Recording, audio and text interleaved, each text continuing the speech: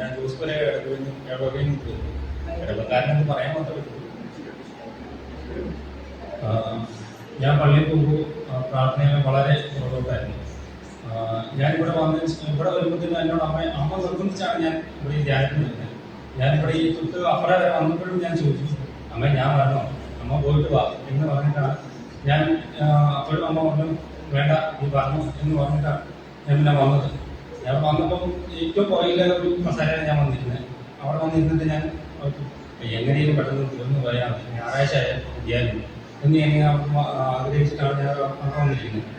അതെല്ലാം കഴിഞ്ഞ് ആദ്യത്തെ ദിവസത്തെ പ്രാർത്ഥനയെല്ലാം കഴിഞ്ഞ് കഴിഞ്ഞപ്പോഴത്തേനും വൈകിട്ട് ഫുഡും കഴിച്ചിട്ട് ഞാൻ ചാപ്പിൽ പോയിരുന്നപ്പോൾ ഞാൻ സ്വന്തമായിട്ട്, എന്നോട് ആരും പറഞ്ഞില്ല, ഞാൻ സ്വന്തമായിട്ട് ഒരു കൊന്ത ഞാൻ ചെയ്തു. എനിക്ക് വേണ്ടി ഞാൻ സ്വന്തമായിട്ട് കൊന്ത ചെയ്തു.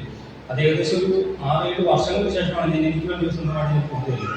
അതിനുശേഷം ഇന്നത്തെ പ്രാർത്ഥനയ്ക്ക് ശേഷം ഞാൻ ഇതേപോലെ തന്നെ ചാപ്പിൽ ചെന്നിരുന്നു, ഒരു മൂലയ്ക്ക് പോയിരുന്നു. ഞാൻ അവിടെ നിന്ന് ഒരു കൊന്ത ചെയ്തുകൊണ്ടിരുന്നപ്പോൾ ഞാൻ അവിടെ ഒരു ബൈബിൾ ഇരിക്കുന്നതാണ്.